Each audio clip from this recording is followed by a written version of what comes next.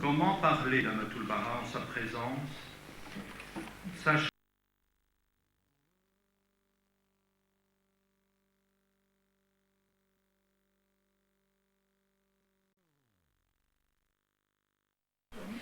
aider la France à accomplir ses buts.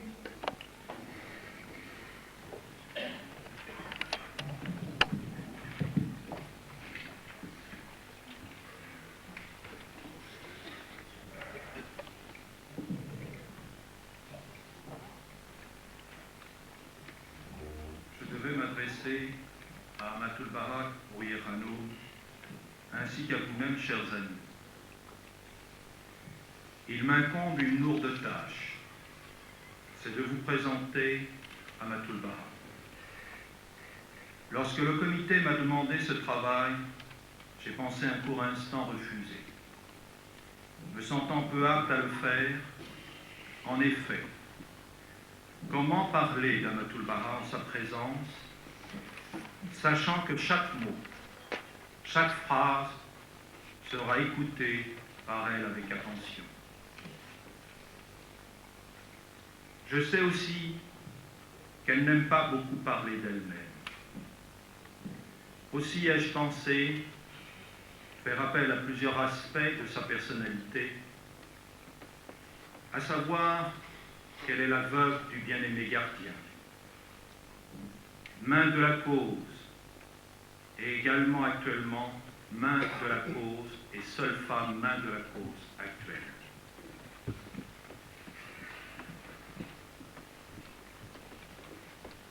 Amatul Baha, vous êtes venu en France au nom de votre mère, qui est la mère spirituelle de la France. Votre présence sur le sol français nous oblige au souvenir.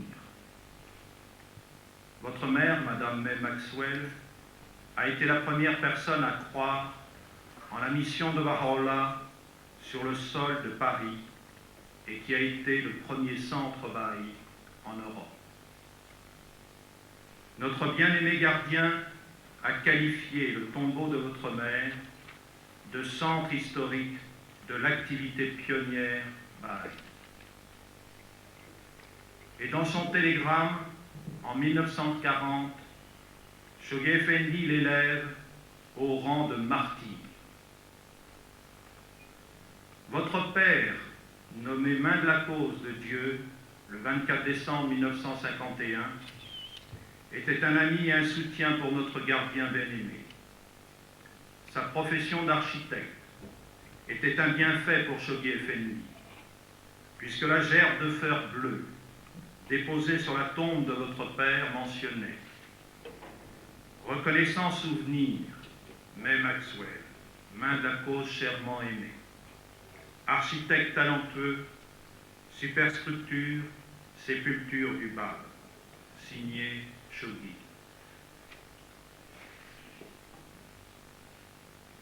C'est dans cette atmosphère de dévouement, de sacrifice que vous continuez l'œuvre de vos parents. Vous êtes une conseillère et une éducatrice écoutée et aimée. Votre rang de main de la cause nous oblige au respect. Baha'u'llah, dans un extrait de la tablette du monde, nous dit que la lumière et la gloire, le salut et la louange soient sur les mains de sa cause, par lesquelles a jailli la lumière de la longue endurance aux offenses, et par lesquelles il fut prouvé que la proclamation d'autorité vient de Dieu, le puissant, l'omnipotent. Nous l'implorons, exalté soit-il, de les protéger par ses armées et de les sauvegarder par sa domination et de les assister par sa puissance qui a conquis toutes choses. Je crois savoir que vous avez conquis les cœurs des amis. Votre présence et vos paroles ont fortifié nos âmes. Nous avons ouvert le volet de notre cœur. Ce sont les forces de l'âme qui font, avant tout, de nous, un véritable être humain. Des forces auxquelles nous devons sans cesse recourir et que nous devons exercer et accroître si nous voulons rester efficients au milieu des sollicitations de notre époque et dans tout ce qui tisse notre destin, ainsi que celui de notre pays, et particulièrement Paris. Cela nous rappelle donc les paroles d'Abdul-Baha en 1911. Voici ce qu'il nous disait. La ville de Paris est très belle. On ne saurait trouver aujourd'hui une ville plus civilisée, ni mieux partagée au point de vue matériel. Cependant, il y a longtemps que la lumière spirituelle ne l'a plus éclairée. Il faut un pouvoir transcendant pour réveiller en elle le sens des réalités spirituelles et riche, un souffle de vie à son âme endormie. Vous devez tous, avec l'aide divine, coopérer à cette renaissance spirituelle. Dans son testament, le Maître nous dit également: sur les mains de la cause de Dieu, qui ont abondamment répandu le parfum divin, qui ont annoncé ses preuves, proclamé sa foi, divulgué sa loi, qui se sont détachés de tout ce qui n'est pas lui, qui ont représenté la droiture dans ce monde et allumé le feu de l'amour de Dieu au très fond des cœurs et de l'âme de ses serviteurs. Vous avez allumé le feu de l'amour, que Dieu veille que cela se poursuive, que la chaleur continue à jouer le rôle essentiel dans notre sphère spirituelle, que la froideur cérébrale d'une idée élaborée dans nos actions et nos consultations s'associe au cœur pour devenir une action rayonnante, et que nous soyons et restons toujours enflammés pour la cause. Le gardien nous en donne un exemple lors de sa conférence à Wilmette le 4 mai 1953, dont voici un extrait. Qu'il n'y ait pas d'erreur, le but principal et reconnu de cette croisade spirituelle n'est autre que la conquête de la citadelle des cœurs des hommes.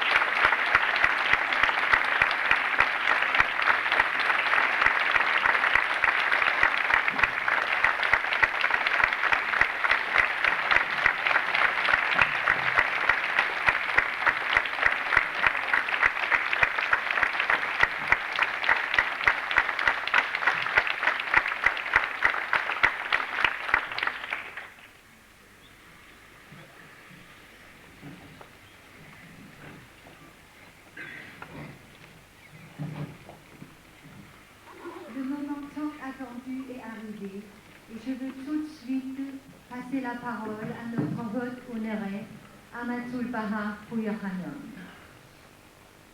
Merci beaucoup. Merci beaucoup. Le micro à vous, s'il vous plaît.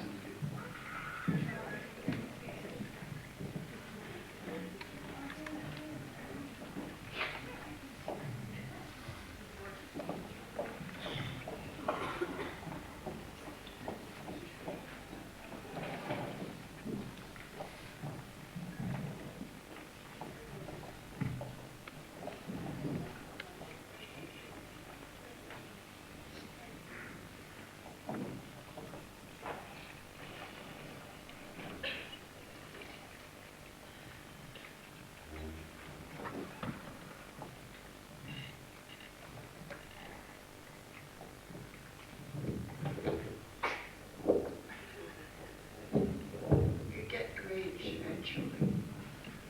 Ça va? Vous attendez bien? On est là? Ça marche? Parce que c'est inutile d'avoir tous ces appareils modernes si ça ne fonctionne pas. Vous savez, mes chers amis, je suis très heureux d'être ici. Pour moi, c'est un grand moment d'être dans la ville, pour ainsi dire, de ma mère, qui a enseigné la foi ici, qui a reçu et accepté la foi ici à Paris, qui a beaucoup de souvenirs personnels pour ma famille. C'est ici que mon oncle a étudié l'architecture et mon père était étudiant à l'école de Beaux-Arts. Et puis, il a introduisé mon père à ma mère. Et puis, je suis le produit de cette rencontre. Et c'est pour moi un immense plaisir d'être ici. Aujourd'hui, j'ai bien pensé à moi et j'ai dit, mon Dieu, comment je vais faire, où j'en suis.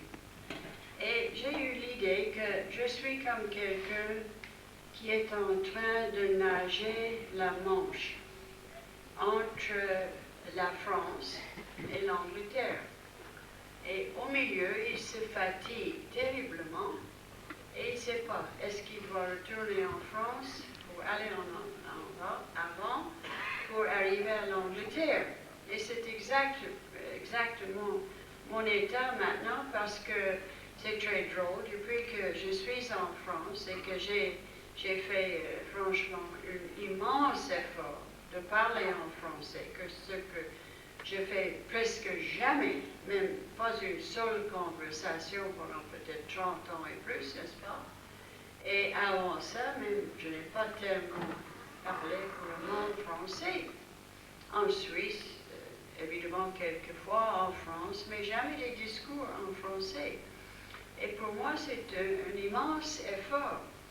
Mais ce qui m'a frappé, c'est que dès que je suis ici en France, que j'ai fait au moins cet effort, je ne peux plus parler anglais. Alors, me voilà au milieu de la chambre, je ne sais pas reculer, aller en avant. Qu'est-ce qu'il faut faire? Et si je fais des défauts, je dis masculin, féminin, et tous les verbes sont mélangés, il faut avoir beaucoup de patience avec moi et essayer de comprendre ce que moi j'essaie de dire. C'est une conférence d'enseignement, ce qui est peut-être le sujet le plus important au monde Baha'i aujourd'hui. Vous voyez que chaque lettre que nous recevons de la maison de justice, il y a beaucoup d'informations. Il y a beaucoup, vous pouvez dire, des devoirs pour nous. Il y a beaucoup de projets.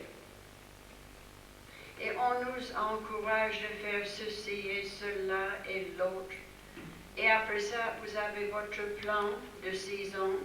Je sais qu'on vous a parlé de ça, Agnès a parlé de ça ce matin, enfin cet après-midi avant mon arrivée.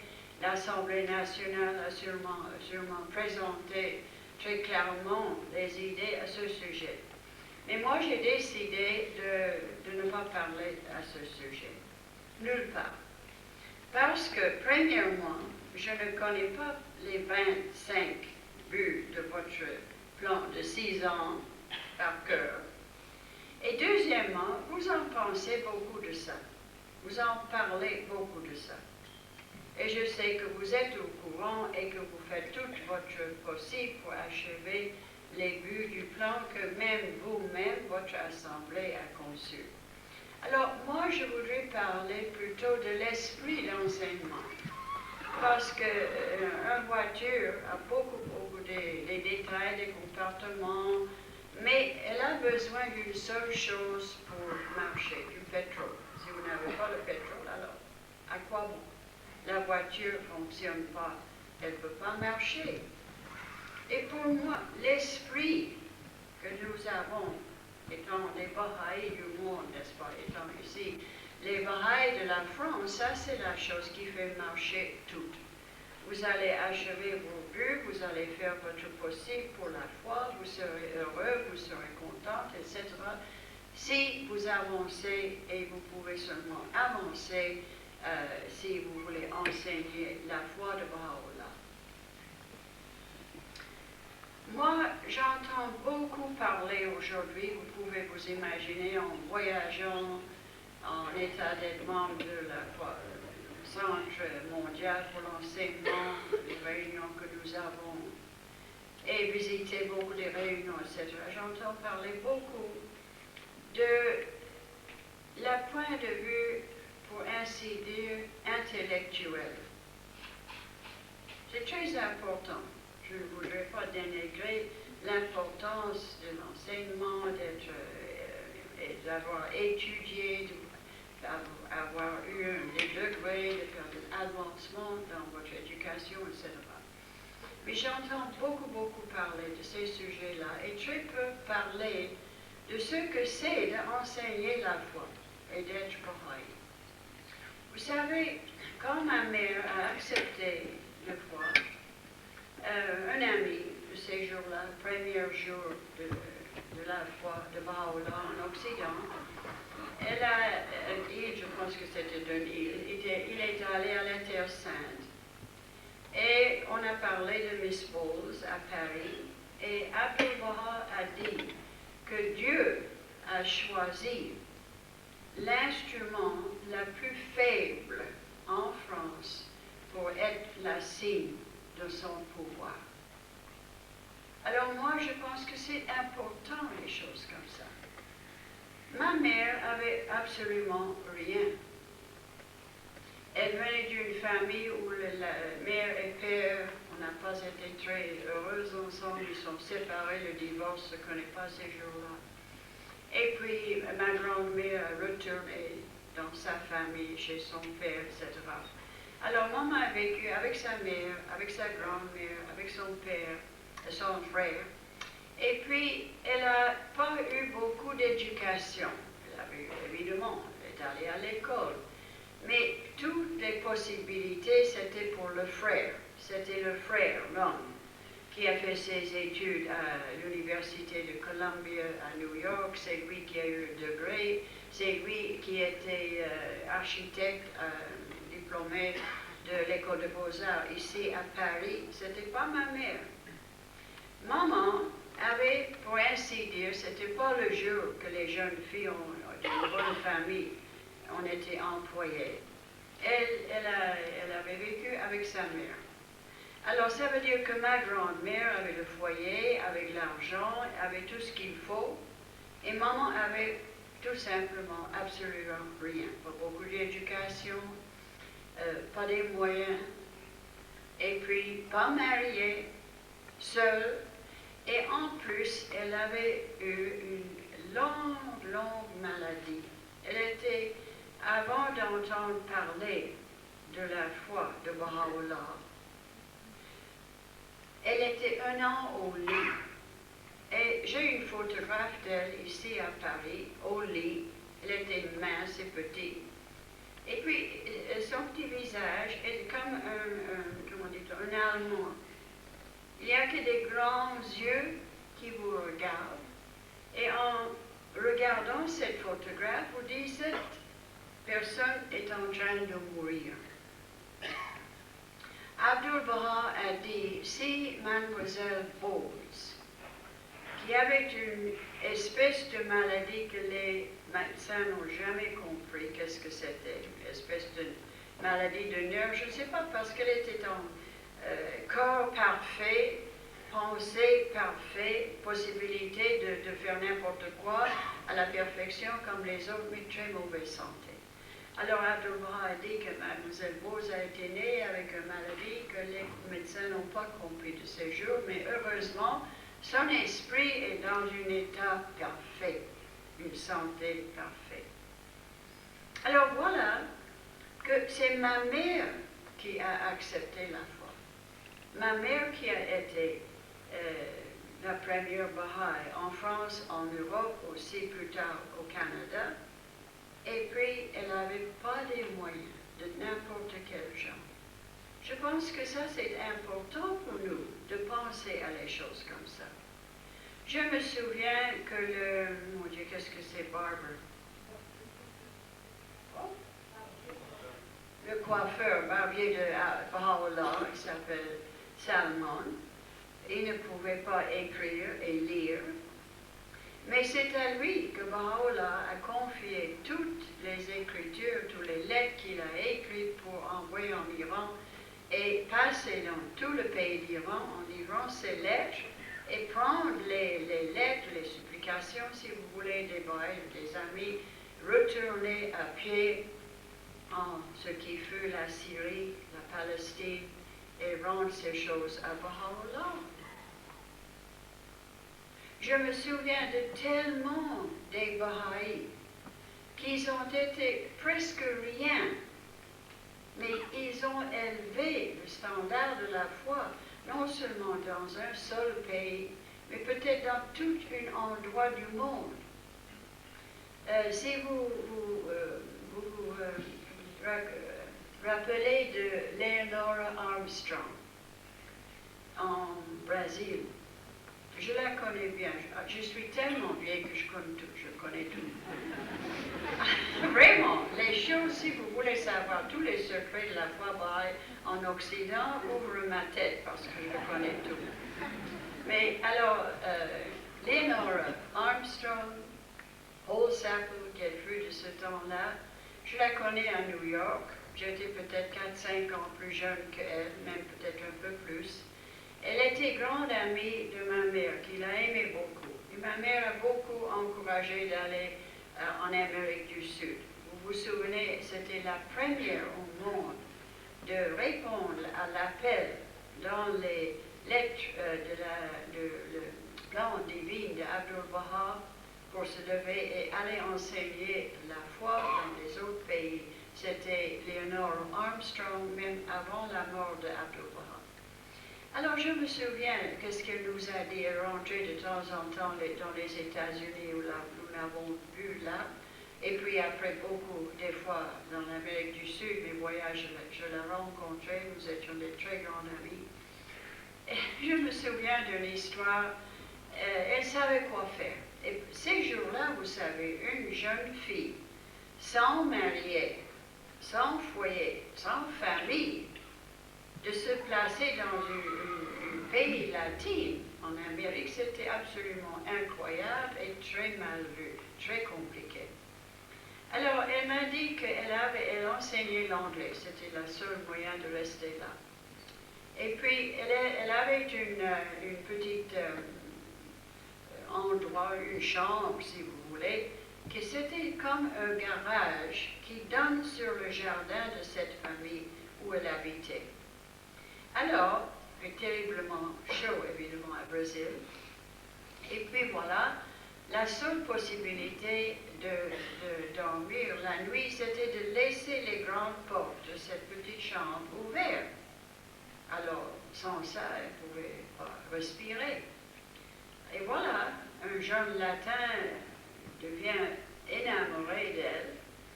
Et puis, il avait une mauvaise habitude d'arriver chez elle avec la nuit, avec des grandes bottes de gold, de fleurs. Alors voilà, il prend ces bottes de fleurs et il jette ça à l'intérieur de sa chambre, et d'habitude ça tombe sur son lit, qui lui donne un choc immense. Si ce n'était pas ça, c'était les cafards.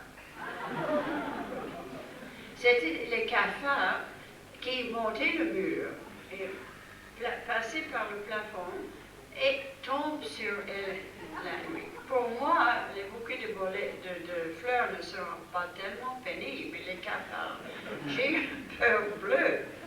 Alors, c'est pour vous dire ce qu'ils ont fait. Les amis qui n'avaient pas d'argent, pas beaucoup d'éducation, à ce point-là, à ce temps-là, on n'était pas mariés, ni ma mère, ni Leonora. Ce qu'ils ont fait pour la foi. Et puis, si vous étudiez ça, on pourrait dire une centaine d'histoires de ce genre. Alors, pourquoi je dis tout ça? Parce que la chose qui est la plus importante, selon Baha'u'llah, pas selon moi, c'est d'enseigner la cause. Baha'u'llah dit, excusez-moi si ce n'est pas bien traduisé, mais je n'avais pas de possibilité de trouver les livres en français. Au peuple de Baha, enseignez la foi de Dieu, parce que Dieu a prescrit que chaque personne a le devoir de proclamer son message et de regarder ça comme la plus méritorieuse. Est-ce qu'il y a un mot comme ça en français? Oui. Méritoire. La service la plus méritoire au monde. C'est la parole de Baha'u'llah lui-même. Alors, ou on croit en Baha'u'llah, ou alors on ne croit pas. Ou on accepte ce qu'il a dit, c'est la vérité. Alors, ou on ne l'accepte pas. On ne peut pas choisir. Moi, je ne peux pas dire que quand Baha'u'llah parle de la paix mondiale, il a raison. Oh, tiens, il est guidé par le bon Dieu. Et quand il dit les choses comme ça, c'est une idée qu'il a eue, il a exprimé cette idée. Peut-être que c'est sérieux, peut-être non. Les toutes petites choses que Baha'u'llah a dit, a enseigné, c'est autant vrai que le Kitab al-Aqdas, livre de loi de Baha'u'llah, ou n'importe quoi. C'est toute la même chose. Vous ne pouvez pas enlever un tuyau de l'eau de la Méditerranée et dire ça c'est le vrai, mais toute cette océan n'est pas la même chose. C'est toute la même chose, n'est-ce pas? Alors, nous ne pouvons pas éviter de donner la valeur des paroles de Baha'u'llah comme il a voulu, si vous voulez. Moi, j'ai pensé que j'ai demandé à un ami l'autre jour, j'étais hors de Paris visitant des amis dans un autre endroit, et puis j'ai dit combien de kilomètres y a-t-il entre ici et Paris. Il m'a dit, j'ai dit où est votre point à Paris pour mesurer toutes les distances de Paris. Il a dit c'est la cathédrale Notre-Dame. Chaque chose dans le monde, vous pouvez dire, un point de référence, n'est-ce pas? Un point qui est très important pour l'orientation, pour savoir où vous êtes, où vous allez, combien de temps ça vous prendra, si c'est possible d'aller par là ou par là. Alors, la pointe, si je comprends bien, pour nous autres Baha'i, la pointe d'orientation après l'amour de Baha'u'llah, l'amour pour Baha'u'llah, et accepter la foi de Baha'u'llah, c'est d'accepter cet index, si vous voulez, que l'enseignement de sa foi est le plus haut devoir de chaque Baha'i au monde. Nous n'avons pas des prêtres, nous savons ça. Je dis toujours aux petits-enfants, quel âge as-tu? Peut-être qu'on a 8 ans, 6 ans, 10 ans. Je dis alors, est-ce que tu te rends compte que toi aussi tu peux enseigner la foi? Parce que ça c'est la loi de Dieu. Aujourd'hui, on a la possibilité, le devoir, le pouvoir d'ouvrir la bouche, chacun de nous, et proclamer le message de Baha'u'llah. Moi, je veux parler à ce sujet parce que pour moi, au moins, c'est très important. Et j'espère que ça ne va pas gêner quelqu'un ici, mais je suis très franc de nature. Je dis ce que je pense. Je vois maintenant, pour ainsi dire nouvellement, une tendance de faire ce que moi, j'ai créé un mot, une expression en anglais, j'espère que ça sera la même chose en français, boxitis. Alors ça vous dit boitissement, je pense, de mettre les choses dans une boîte. Boitissement? Emboîter, d'emboîter les choses, n'est-ce pas? Peut-être que c'est parce que l'âge des computers, peut-être que c'est l'âge que la science a triomphé sur toutes les autres choses du monde. Mais, quoi que ça soit, il y a une tendance aujourd'hui de vouloir emboîter n'importe quoi. Et moi, je trouve que c'est très dangereux et que les Baha'is, qui ont quand même l'intelligence que Dieu leur a donnée, devront réfléchir à ce sujet. Qu'est-ce que je veux dire? L'emboîtement, si vous voulez, c'est que vous avez une formule, une certaine largeur, une boîte, 4 murs, et puis en bas et en haut et en bas. Et puis, vous avez un concept ou une idée, par exemple, comment enseigner la foi chez vous, ou n'importe quel sujet, comment il faut conduire les réunions de l'Assemblée, ou quelque chose, quoi que ce soit. Même les enseignements. Et vous essayez de mettre ça dans une formule. Et vous n'acceptez jamais qu'il y ait un petit morceau qui ne veut pas entrer. S'il y a quelque chose qui ne veut pas entrer, ça nous énerve beaucoup. Parce que c'est l'âge de ces choses-là. C'est une réflexion de notre civilisation tellement technicale, n'est-ce pas, tellement empris des formules et des computers surtout, et l'âge, si vous voulez, de la science exacte, la technologie. Mais c'est pas comme ça avec les hommes, c'est pas comme ça, d'après ce que je vois, c'est pas comme ça dans la foi de Baha'u'llah. Parce que Baha'u'llah nous a adressé chaque individuel. Moi, je suis Baha'i, pas parce qu'il y a une maison de justice, pas parce qu'il y a une assemblée nationale ici chez vous, pas parce qu'il y a une assemblée spirituelle à Paris où il y a le logement, d'enseignement, de réunion, je ne sais pas quoi. Je suis Baha'i parce que j'ai accepté Baha'u'llah, parce que pour moi, c'est la plus importante chose du monde, n'est-ce pas?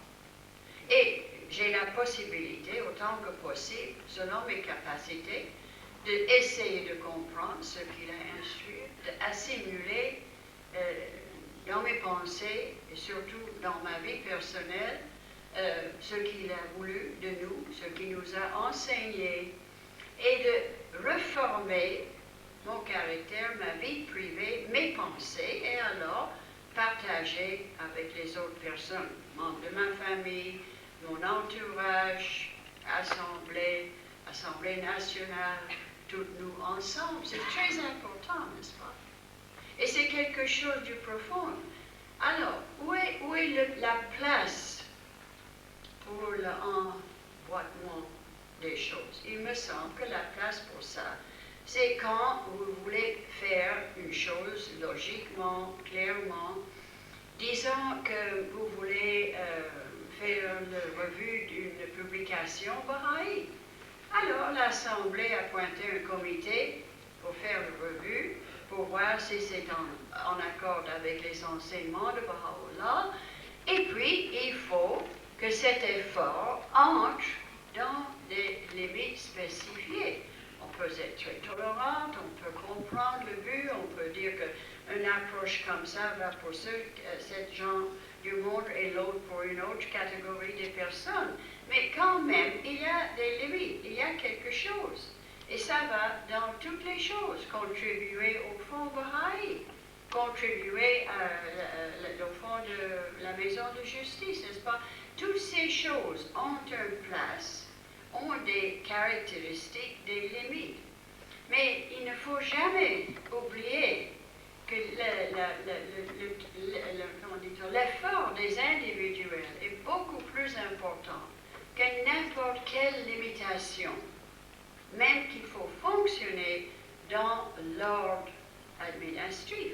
On ne peut pas oublier ça. Mais quand même, c'est les individus qui font l'ordre administratif. Ce n'est pas un livre des règles. C'est les individus qui font ça, n'est-ce pas?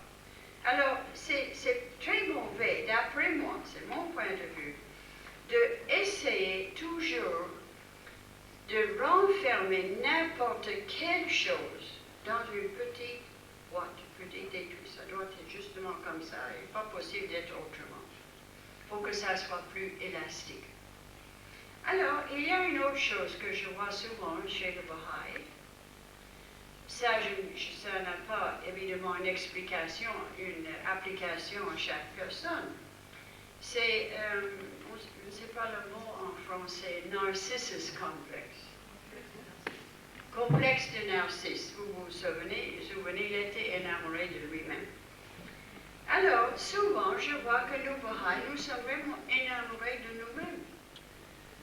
Malheureusement, pas énamorés de l'autre Baha'i, mais énamorés de nous-mêmes. Nous pensons que, ouf, ça c'est tout ce qu'il y a au monde, et c'est nous qui sommes les gens les plus importants, nous sommes merveilleux parce que nous sommes des Baha'i, etc. Alors, on perd un peu le sentiment de proportion. Et je trouve que ça aussi, c'est pas une très bonne idée. Je me demande, et j'espère que l'Assemblée nationale de la France ne va pas me tomber sur la tête, mais franchement, souvent je me demande, puisque je voyage beaucoup, comme vous savez, si on ne peut pas faire la distinction, on n'arrive pas à faire, c'est seulement pas ici, dans tout le monde, on n'arrive pas à faire la distinction entre la grande obligation de créer l'ordre administratif, de créer les assemblées locales, parce que c'est très important. C'est la fondation de toute la foi dans chaque place, n'est-ce pas? D'avoir l'élection de ces 9 membres, de les maintenir, de ne pas perdre les assemblées, etc. C'est très, très important. C'est crucial, on peut dire. Parce que, et figurez-vous, si nous aurions peut-être une autre guerre, ça se peut, nous ne savons pas qu'est-ce que l'avenir nous donne, n'est-ce pas? Quel genre de complications pourront arriver dans l'avenir. Alors, disons que ça sera la même chose que dans les jours de Shoghi Effendi, la dernière guerre, qu'il était coupé de moitié du monde Baha'i. Les Baha'i en Allemagne, au Japon, en Italie, en Bulgarie, en tous les pays de ce côté de la guerre ont été complètement découpés pendant presque 5 ans de la communication avec leur centre mondial et leurs gardiens. Alors la seule chose qui peut protéger les amis si une telle chose arrive, c'est l'Assemblée nationale qui soit forte. Les toutes petites assemblées spirituelles qui ont une base, une fondation, et plus ou moins on fonctionne, n'est-ce pas? C'est très important. On ne peut jamais, jamais minimiser l'importance de ces choses, mais quand même, il me semble que l'enseignement doit avoir une place dans toute cette histoire. L'enseignement, moi je dis que, enfin, j'ai dit dans beaucoup des réunions dans les pays développants, en Afrique, etc., j'ai dit que, voilà, un seul Baha'i, c'est comme une toute petite bougie qui s'allume. Toute petite bougie. Peut-être que parmi vous autres, il y a des Baha'i qui sont isolés et on dit, oh mon Dieu, je suis toute seule ici. Toute seule, toujours toute seule. Mais vous êtes quand même une petite bougie de lumière de Baha'u'llah. C'est important. Imaginez-vous qu'il n'y avait pas cette bougie. Alors pas de lumière, même que c'est seulement une toute petite bougie. Alors, vous avez un petit groupe. Déjà, ça prend plus de force. Ça peut être, vous pouvez dire, c'est une lampe au pétrole. Une petite lampe au pétrole. Mais ça donne plus de lumière qu'une bougie. Alors, vous arrivez à avoir une assemblée spirituelle. Ça, c'est une lampe avec beaucoup plus de force, n'est-ce pas? Déjà, il y a beaucoup plus de lumière. Plus de force.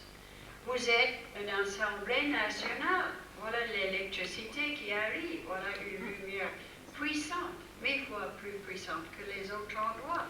C'est sur l'échelle nationale, c'est très important. Alors, vous êtes la maison de justice. Voilà la lumière du soleil qui illumine tous, n'est-ce pas? Ces petites comparaisons, je trouve, ont toujours raison. Mais je me demande que dans les endroits, et si je dis des choses franchement. Je ne sais pas si c'est une bonne idée ou non.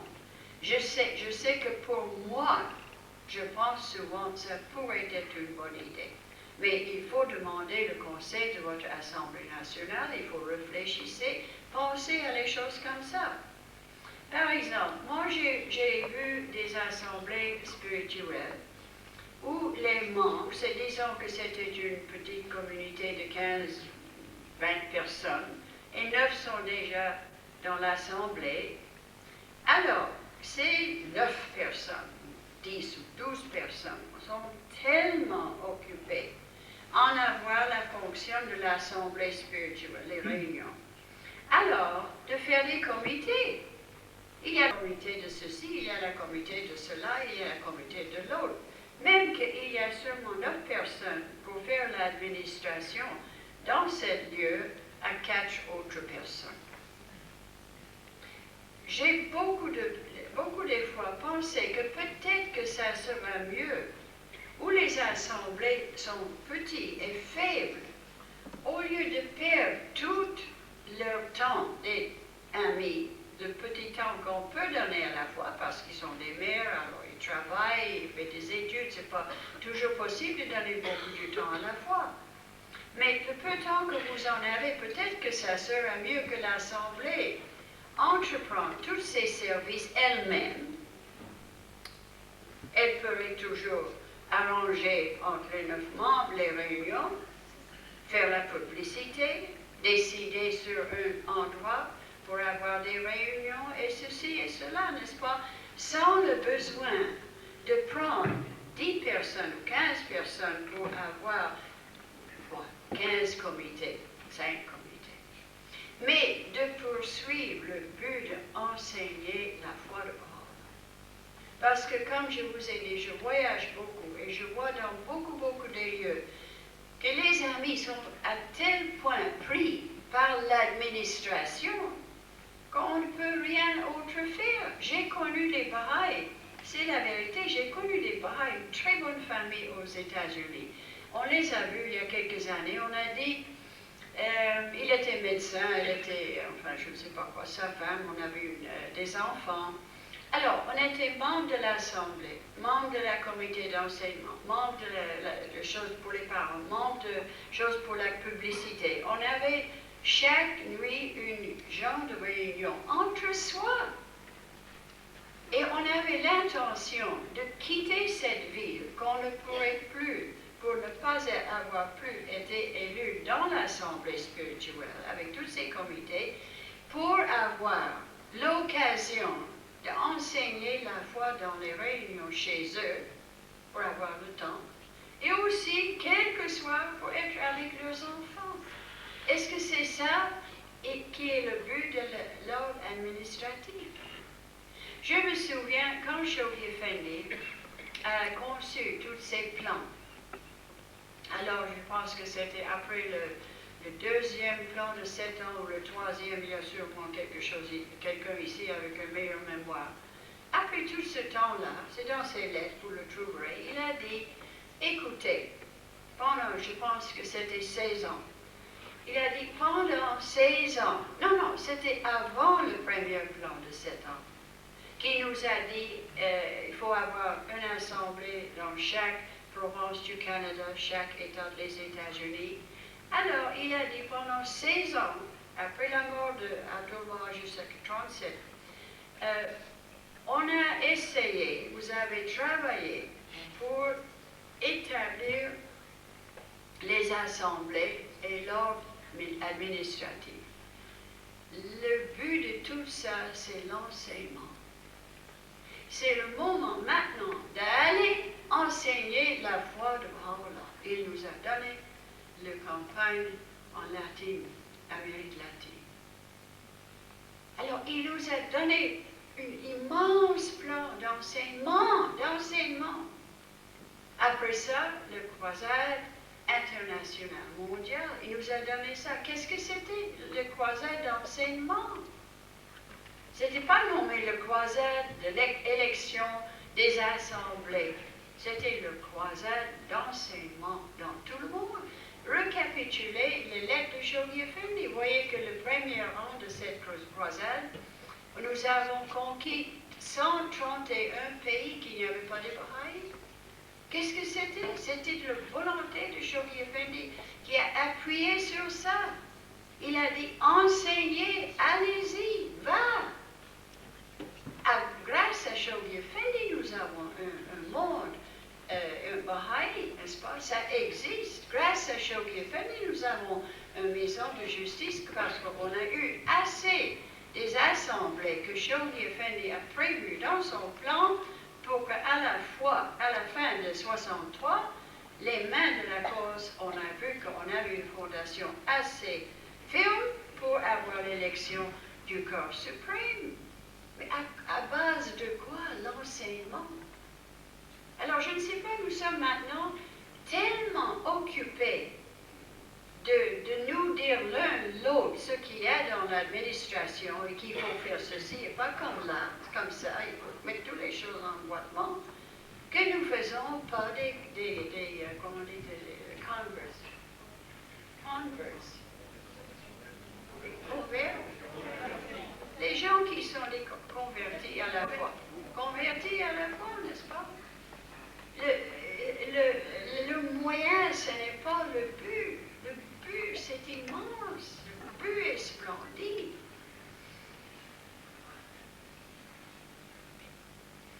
Abdul Baha'u'llah, dans son enseignement, il a pris beaucoup, évidemment, nous savons tout, sur l'éducation.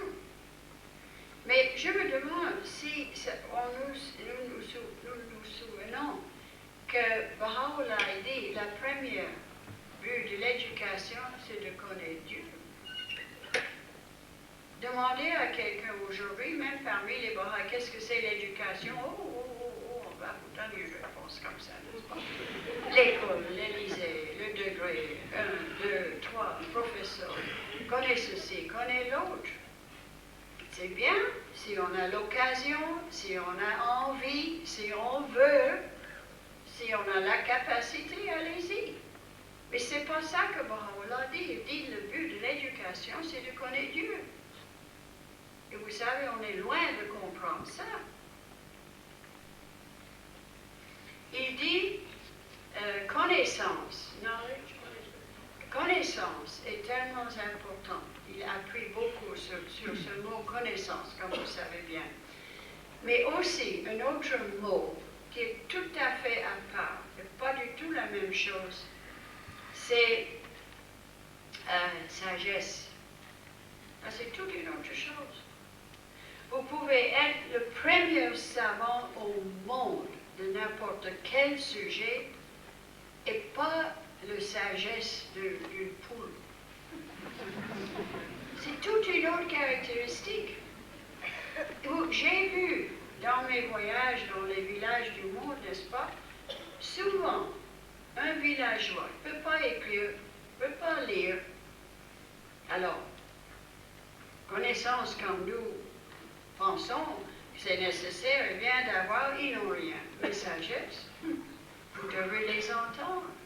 Souvent dans mes réunions en Afrique, on m'a posé des questions. Alors j'ai essayé de répondre à des questions. Enfin, plusieurs fois j'ai réussi, mais de temps en temps, je n'arrivais pas à donner une réponse qui a satisfait cette personne. Alors, un des amis africains me dit, « Permettez-vous, Rouya Khanum ?» Je dis, « Oui, je vous en prie, allez-y. » Il donne une réponse si bien et si claire que le sujet était fini. 1, 2, 3, fini. Il était 1000 fois plus clair que moi et avec beaucoup de sagesse.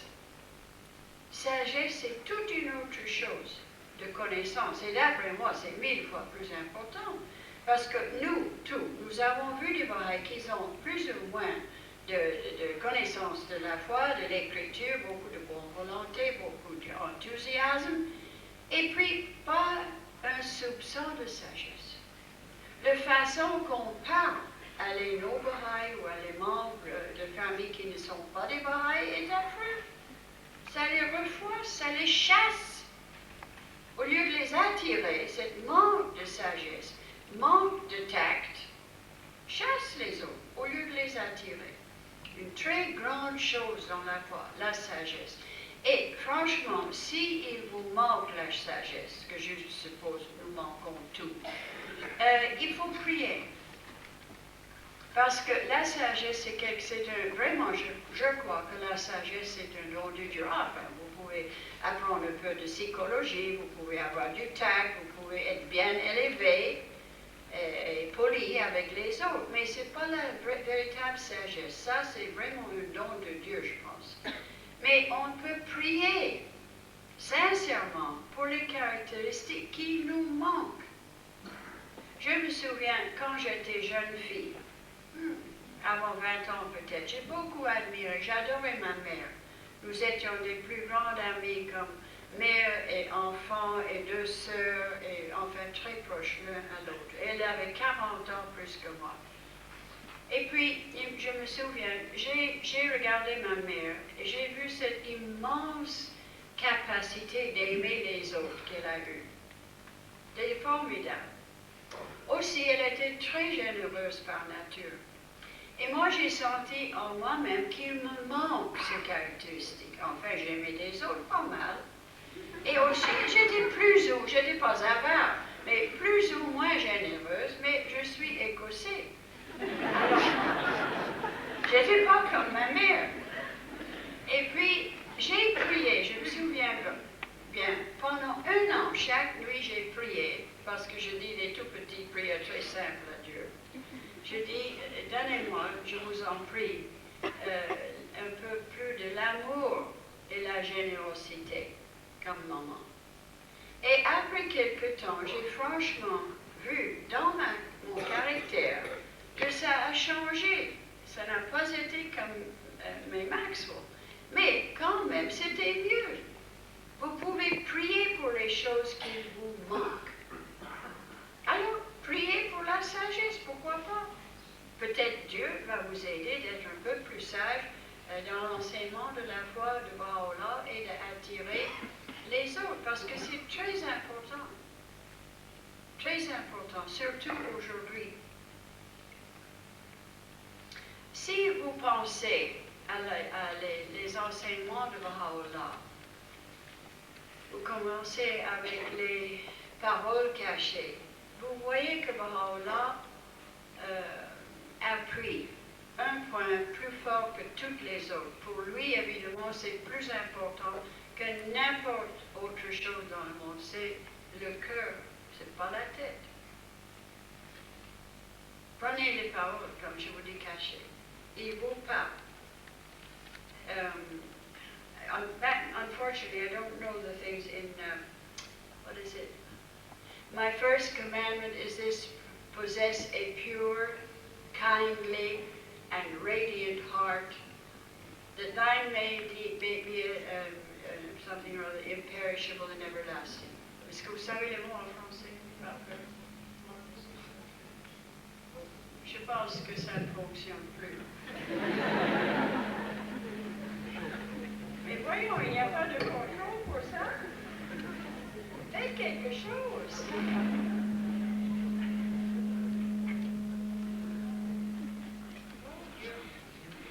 La science emboîtée.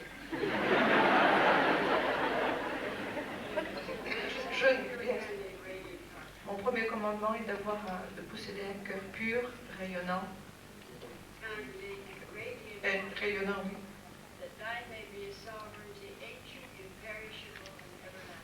Que ta souveraineté puisse être impérissable et éternelle. C'est la première parole de les paroles cachées. Il ne dit rien au sujet de la tête. La sagesse, oui. Enseigner, oui. Mais il ne parle pas au sujet de ici. Il parle au sujet du cœur. Enfin, c'est symbolique, mais quand même, c'est les qualités du cœur que Baha'u'llah a pris tellement sur ces choses. Et puis qui nous donne l'admonition de encourager les caractéristiques du cœur.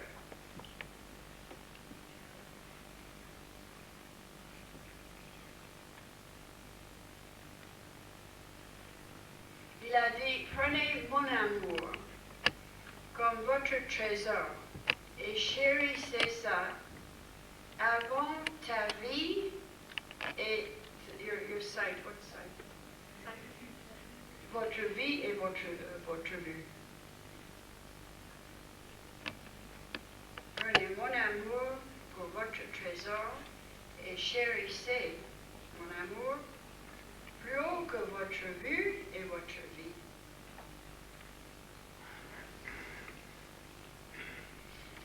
Vous savez, il y a une métaphore que j'aime beaucoup.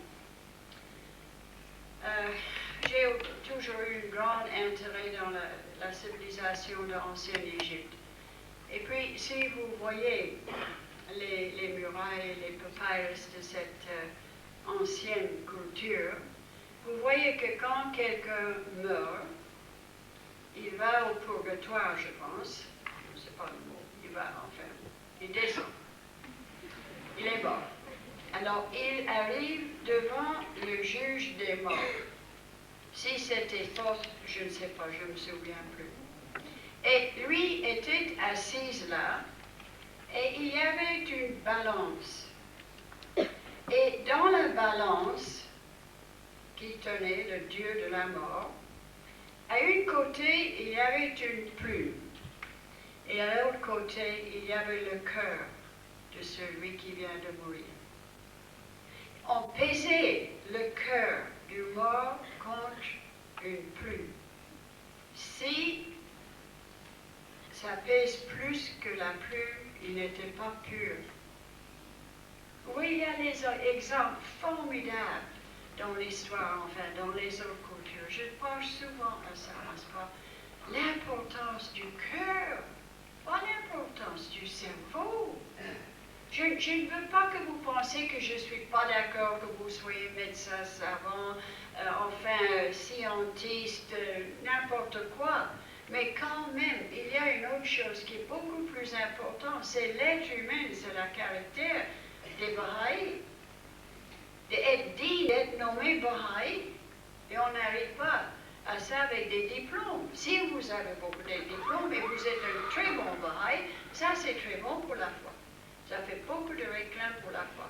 On peut nous connaître cet homme-là, il est ou elle est un savant, très haut, à la hauteur, grand médecin, grand ceci, grand cela, et aussi Bahaï, ça c'est bien. Un homme, par exemple, très riche. Vous savez, cet homme-là, bon Dieu, comme il est riche, mais il est Bahaï, je ne sais pas qu'est-ce que c'est Bahaï, mais c'est un homme honnête, et il s'en occupe beaucoup de sa religion. Vous savez, tout a une valeur, toutes les choses ont une valeur. Mais la valeur des gens, de l'humanité, si vous voulez, est très important. Et il faut que nous allons chercher les gens qui sont prêts à accepter la foi de Baha'u'llah. C'est obligatoire, il n'y a rien d'autre.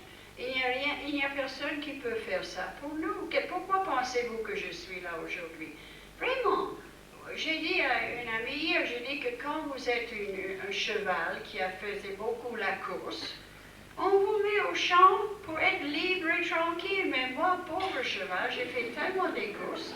Et voilà, je dois courir encore. Pourquoi? Parce qu'il n'y a personne d'autre peut-être pour faire ce que je fais. Ce n'est pas une chose que vous faites parce que vous n'aurez pas aimé faire quelque chose d'autre. Moi, j'ai 8000 livres à la maison, j'ai tellement envie de lire, d'avoir le temps de lire quelques-uns de ces livres avant de mourir. Je n'arrive pas, parce que je suis toujours en voyage, parce que je trouve que c'est mon devoir. C'est pas parce que je veux tellement, franchement, je n'ai pas du tout voyagé. Mais si ça peut servir à la cause, si ça peut aider la foi de Baha'u'llah, alors voilà, c'est tout ce qu'il me faut. Baha'u'llah a dit que la fumée de la corruption a enveloppé tout le monde et qu'il faut s'éloigner de l'amitié.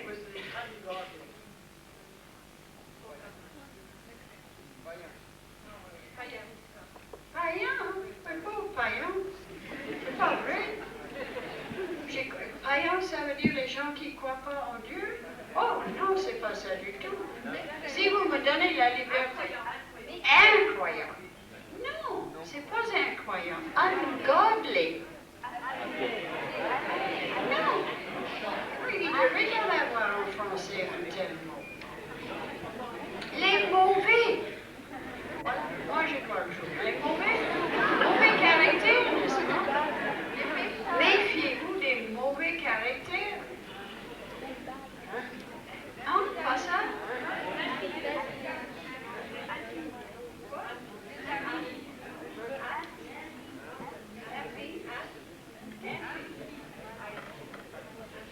Franchement, c'est ça pas non plus, c'est les mauvais, méchants. Alors, tout ce que ça peut dire, il a dit méfiez-vous des mauvais et ne circulez pas avec ces gens, parce que c'est très dangereux pour votre âme. Cherchez les gens qui sont bons. Maintenant, je voudrais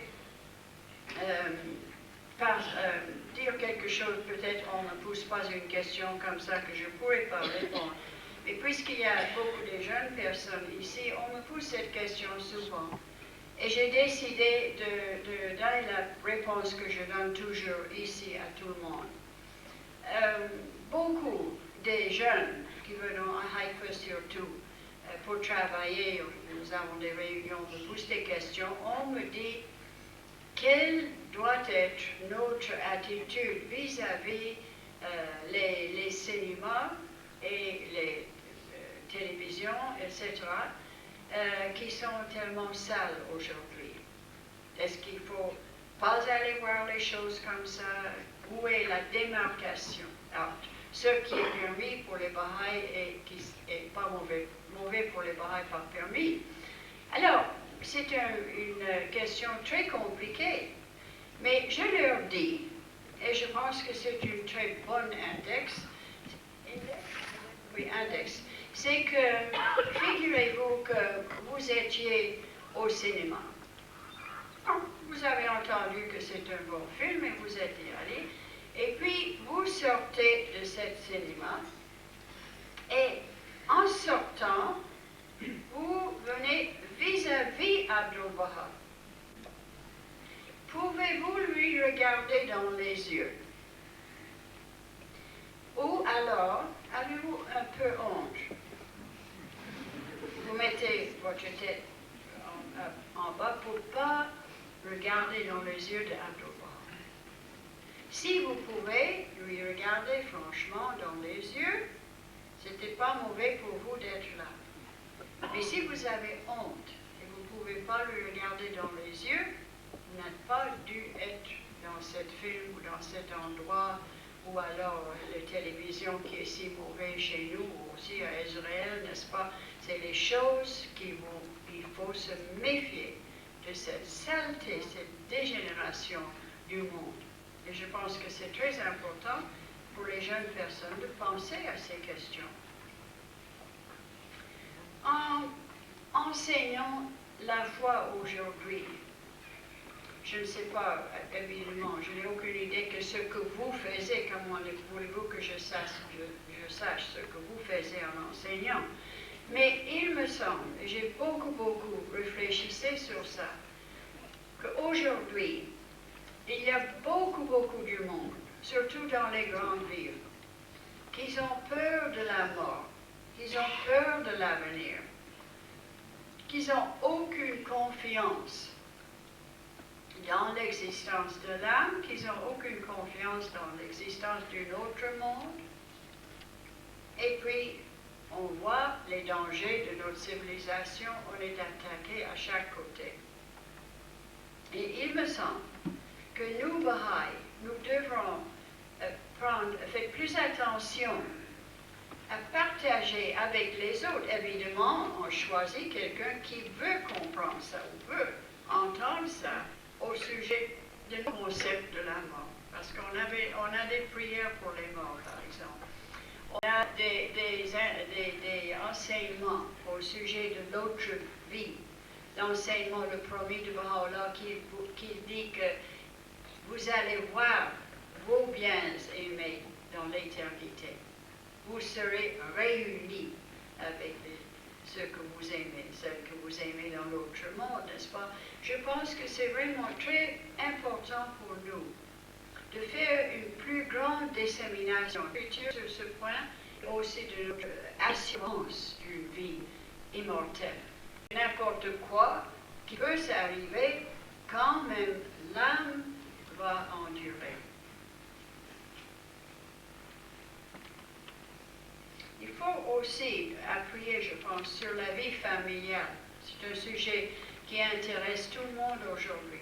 L'immense problème pour les familles, mères, pères, comment élever les enfants, comment les enseigner, comment protéger, comment avoir un foyer qui est véritable, un foyer d'amour et d'affection et de la paix dans la maison, l'unité pour élever les enfants. Et puisque nous devons comprendre ça mieux que les autres, il faut partager ça. Aussi, comment élever les enfants. Souvent, les Baha'is eux-mêmes pas de l'écrire depuis sa naissance dans la foi de Baha'u'llah. Shoghi Effendi, ça aussi, il faut dire au non-Baha'i, Shoghi Effendi a dit, toujours, parce que les Baha'i, lui, a poussé beaucoup de questions, qu'est-ce qui va venir, qu'est-ce que ça sera la catastrophe, qu'est-ce qu'il y a dans l'avenir? Il a dit que selon les Écritures, l'avenir immédiat devant nous est pénible, mais l'avenir distant, éloigné, est très lumineux et très heureuse. Et souvent, je dis ça dans mes réunions, mes entrevues à la presse, parce qu'il faut quand même donner l'espérance aux autres. Et il ne faut pas être un fou, n'est-ce pas? Il dit, tout va aller bien, ça passera parce que ça va passer. Et les choses sont de pure en pire. Alors, au moins, partager cette conviction que nous avons, que l'avenir, même si ce soit un peu loin, est merveilleux. L'avenir prochain sera peut-être péniblement. Je pense que vous, en France, vous devrez chez les minorités enseigner. Vous avez tellement des autres pays ici. Je vois beaucoup blanches assises, ça me rend plaisir. Mais il faut aller sur ça. Parce que souvent, c'est très difficile d'attraper des Français. On s'en fout. Ou alors, ils sont dans l'église beaucoup moins qu'avant, mais quand même. Ou alors, ils s'en voulaient occuper avec l'argent, le travail, amusement, etc. Mais beaucoup de ces minorités ont gardé leur culture, aussi leurs sentiments, si vous voulez, plus ou moins spirituels. Et il me semble que nous devons faire beaucoup plus d'amitié avec ces minorités et essayer de les connaître et les attirer à la foi. Aussi, je pense qu'il nous manque dans la foi, parce que la maison de justice a pris toujours ce point que nous devrons enregistrer tous les catégories de l'humanité dans la foi de Allah. Très important d'avoir les gens très riches, très connus, savants, scientifiques, musiciens, très important dans tous les arts, les sciences, etc. Monde du travail, business, tout ça c'est important. Mais il y a un autre côté, il y a les moyennes classes, qui est presque, je suppose, presque tous les Baha'is sont de moyenne classe. Au moins au Canada, les États-Unis, je sais, ils sont tous de moyenne classe. Mais il y a une autre classe qui est très importante et très bon, c'est la catégorie des artisans, des ouvriers, n'est-ce pas? Et il nous manque ça. On m'a demandé à Toronto, dans une réunion que j'ai eue avant de venir ici, on a dit qu'il nous manque cette catégorie dans notre communauté. Qu'est-ce qu'il faut faire pour les attirer? Alors j'ai dit, association avec eux. Comment voulez-vous les connaître? Vous voulez mettre ici, vous, ouvriers, artisans, venez à notre réunion, c'est stupide, n'est-ce pas? Il faut faire l'amitié avec toutes les catégories de personnes et attirer tous ces gens à la foi de Baha'u'llah.